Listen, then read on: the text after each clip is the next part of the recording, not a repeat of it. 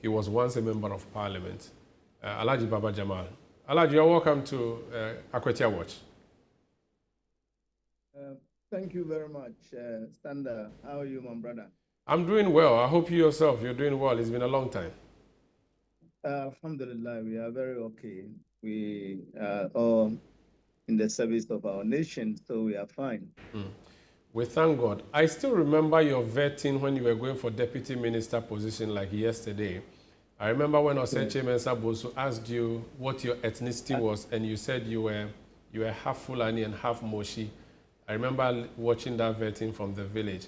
And yes, and when we started talking about Akwatia and the news emerged that Akwatia has a lot of non-accounts, I remember referencing that, well, their former MP, Baba Jamal, is half Fulani, half Moshi man. So talk to us about Akwatia constituency for people who want to know what the constituency was about before we talk about your role when you became an MP, why you didn't go back and all of those matters, please.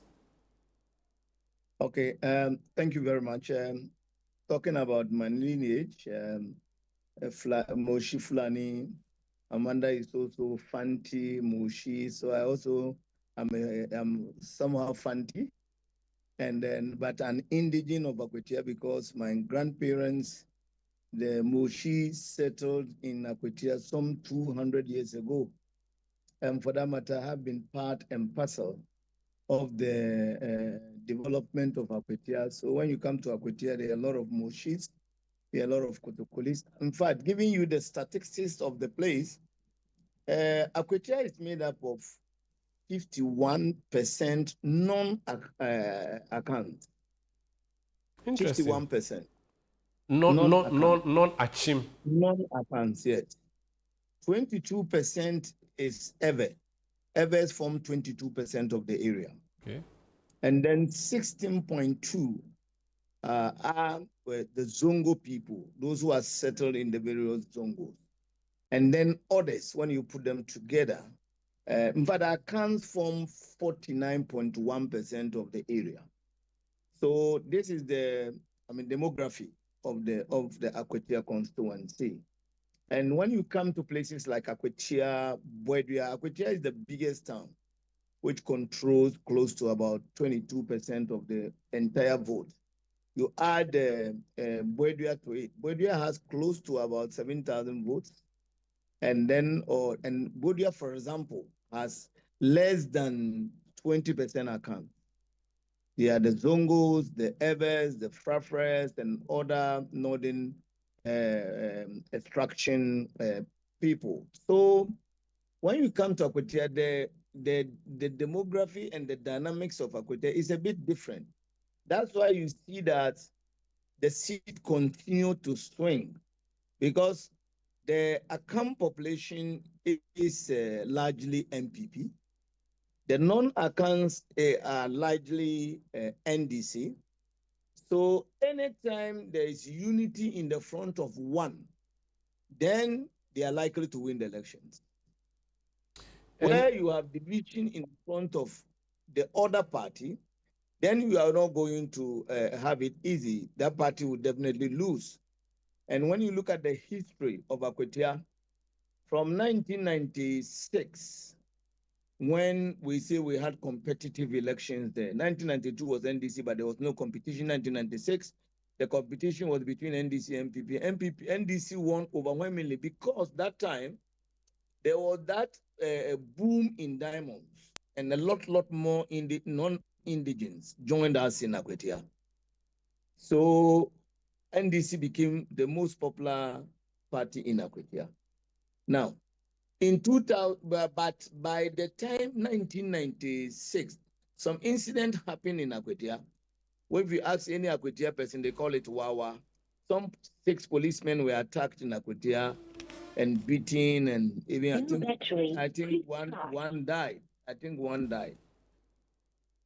So the police and the military came with a combined force and attacked the people of Akwatia and really arrested more than 2,000 people and brought them to Accra. So a lot of the non-indigens left the town. So when they left the town, the NDC majority came down very heavily. That was the one factor that reduced NDC's domination of Akwatia. The second factor was there's a town called Wenchi. Wenchi is about the third largest town in Akwatia constituency. Akwatia constituency has, in fact, traditionally has 5 dasibres. When we say dasibre, they are higher than just Nana or Chief. You understand? Are you following me? I'm following. I'm following, Alaji. Yes. When you come to Akwatia, we have 5 Osaberima and 1 dasibre. The Wenchi town, the Osaberima is above Berima. From Berima, you are from Nana, you go to Berima. From Berima, you go to Osaberima. From Osaberima, you go to Dasibre before Ochehene. So Akwatia alone has 5 Osaberimas. And so it tells you that the communities are a bit huge. And then we have one big Dasibre who is the next in terms of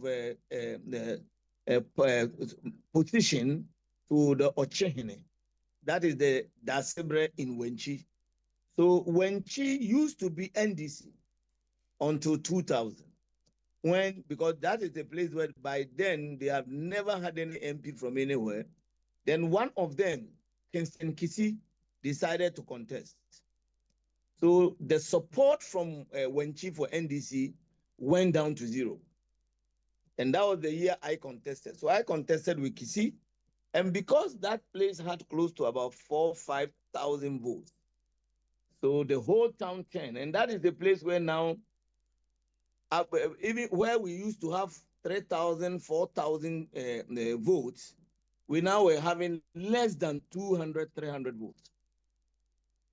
So it tells you that the whole town turned in favor of MPP. The whole of the Wenchi town. The whole of the Wenchi town. A very huge community. Because the MPP's candidate was from that constituency in this 2000. Was from that place. And yes, in 2000. And this is a place where NDC was winning massively with differences of 3,000, 2,000 difference.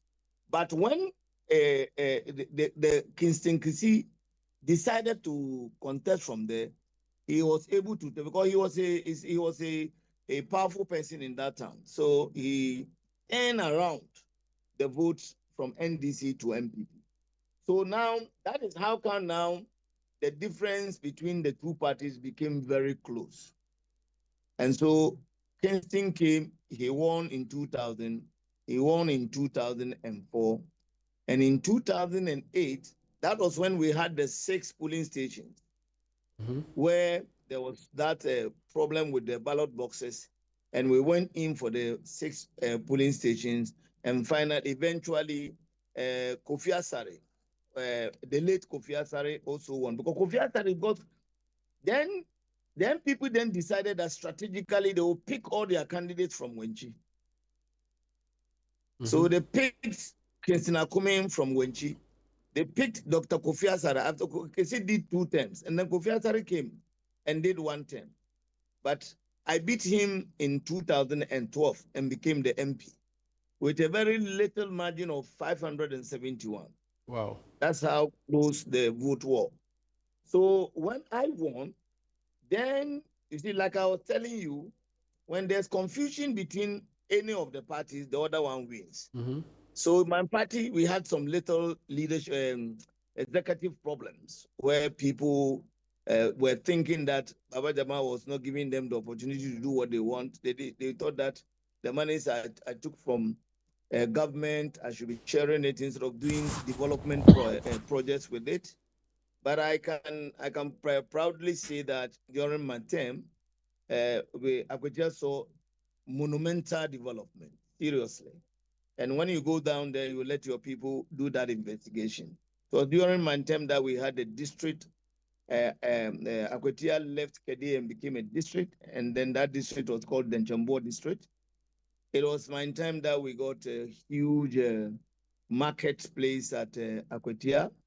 We got all the roads done. We got a huge project, $165 million water project, where I personally worked on this E-block in Takrasi, We provided Wenchi with water. We provided Apinaman with water. We did more than 13 chip centers, over 11 block bridges. So generally, we saw a huge development during that time. Unfortunately, because of that confusion, the next election I lost. And when I lost, then came in Amase. Then when Amase also became MP, she also had some internal problem with her people. And that is how she had a problem with the women organizer, national women organizer of the MPP. And so they also had their problem. And that is how come NDC also won, because when I lost, I decided that I would change constituency. I'm not coming to Akwatia again. So I moved to Ayawasu East. You understand? Yes. And then, so a new candidate came, which is the former MP, Henry Boachi, who is popularly known as Okoyo. So when Okoyo came, Okoyo had also was lucky because there was a confusion in the MPP. And then they decided to go and choose Ernest Kumi. So when they selected Ernest Kumi, now they lost the election very narrowly. Okoyo beat them with a difference of 1,157. Because Amase and Eskumi were not working together. We're not in good terms. Yes, we're not in good terms. Like I told you from the very beginning, anytime you have confusion in one of the parties, that party is likely.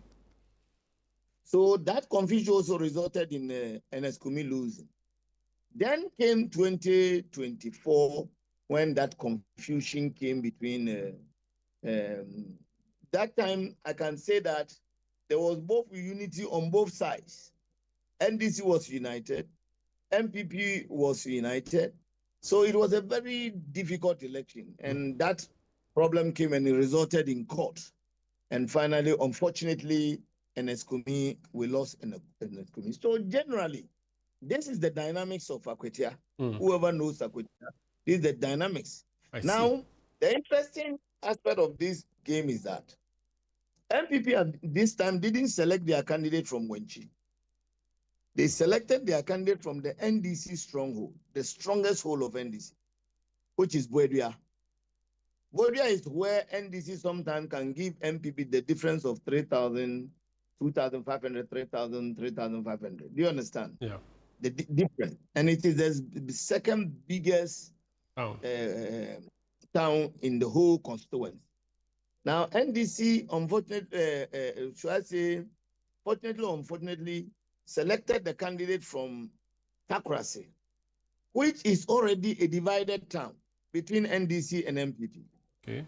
That place, always the difference is not too much between the two parties. So it is, I mean, if NDC wins that place, the difference is just always less than maybe 500. And then MPP also wins the place, the difference is also less than 500. So it is that type of town.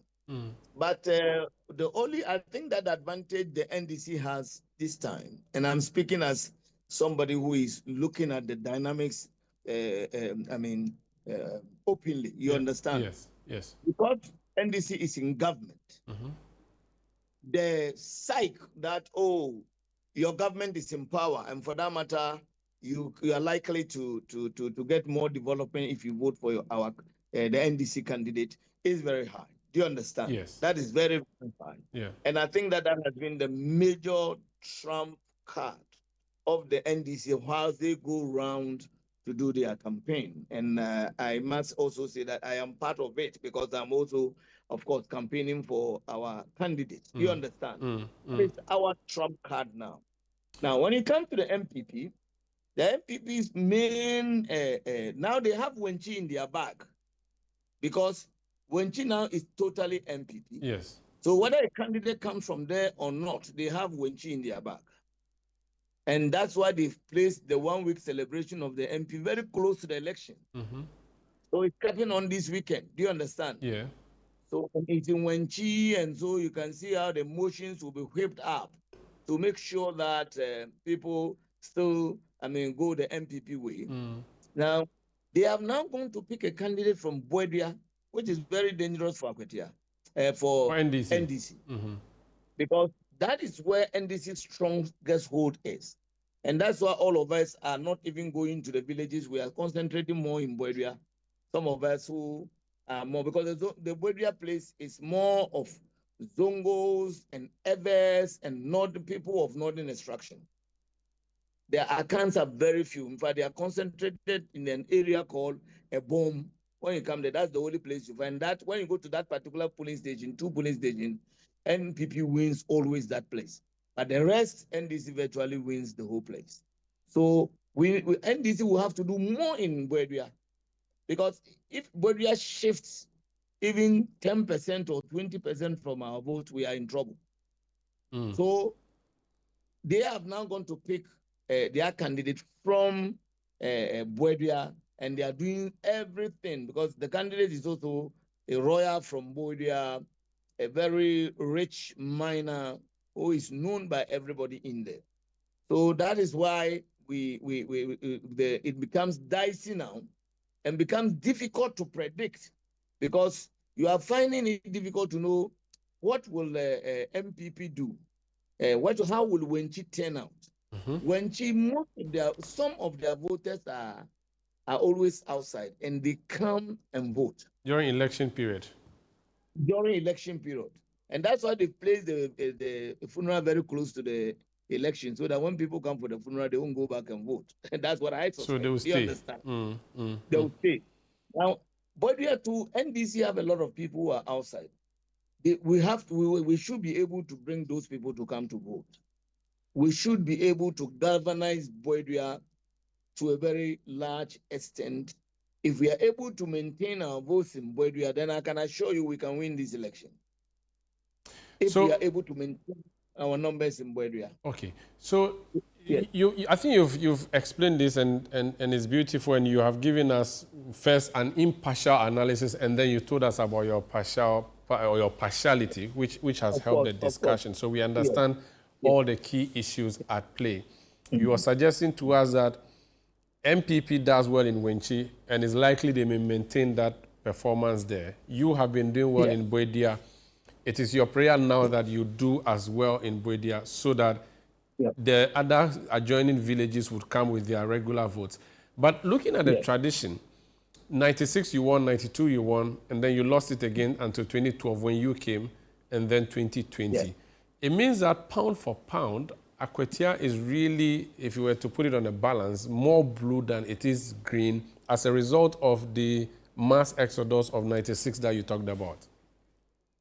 No, I am inclined to agree with you because Akwatia is bluer than green. You understand? Akwatia, generally, when you look at all the towns that I mentioned who have the Osaberemes, apart from Akwatia, which is the major town, and Boedia, which is also very close to Akwatia, virtually have the same characteristics. But Boedia is where our strongest hold is. When you go to other big towns like Edwinase, is totally MPP. Apenamine, totally MPP. Come to Topramine, totally maybe 80–60% MPP. You go to Takoradi. Now, one of our hope as NDC is that Takoradi, having now gotten a candidate from there, will be able to give us more votes there. Do you understand? If they are also able to, go by their candidates and bring us more votes there, then that will also help our bid as NDC. Now you go to Wenchi is MPP, you go to Swabe MPP, you go to Kusi, very, very MPP. So most of the towns are MPP. And the only our places that we also control are the Camp, Estuboni, Amiaso, number 4. It is on one stretch. Then the Okumeni area where we have a lot of settlers, Fantis and Equiapim, and then and on the rest. If we are able, and Kumeni is always with NDC. It's also another huge area. But unfortunately, the votes are smaller in the villages. Okay. You've told us about the track record of the NPP candidate, a minor, their current treasurer, and all of that. They selected him, the MPP selected him, they didn't elect him. Your party chose to do an election and not a selection. And when it came to it, the one who represented you once, he won for you in 2020 and has been challenging the 2024, he has lost that election to your party secretary. I don't know what you make of that dynamic, whether the fact that your former MP, who perhaps would be described as maybe more popular in recent times for you in the constituency, being replaced by your secretary, who may not be, I don't know. What do you make of that particular decision to go into an election and the outcome of the election and what that would mean on Tuesday? Yes, if you ask me my candid opinion, I was not in support of any elections during any primaries. I was not in support. I thought that we should have maintained the status quo and go ahead to let the old candidates continue. But I think that other people thought otherwise. And we are in democracy, you understand? So the majority of the people will always carry the day, and so they carried the day. So now it is for us as NDC to work hard to confirm and consolidate a unity among our front. And I think that we are not doing badly in that direction. The two other candidates, Sanka and Okoyo, have always appeared on all platforms with our new candidate. And we are very hopeful that this positive signal sent to their various supporters will also inure to our benefit when it comes to the day of elections. So once the party decides to go for primaries, of course, your opinion, an individual's opinion does not matter again. You understand me? So now we have our candidates. So we have put that behind us. What we now want to do is to ensure that we are able to consolidate our front. And I think that we have seen a positive sign in that direction. All the other candidates, wherever they go, wherever our candidate appears, they appear with him. We have seen some, positive collaboration among even the supporters of the various candidates, and that is giving us some hope.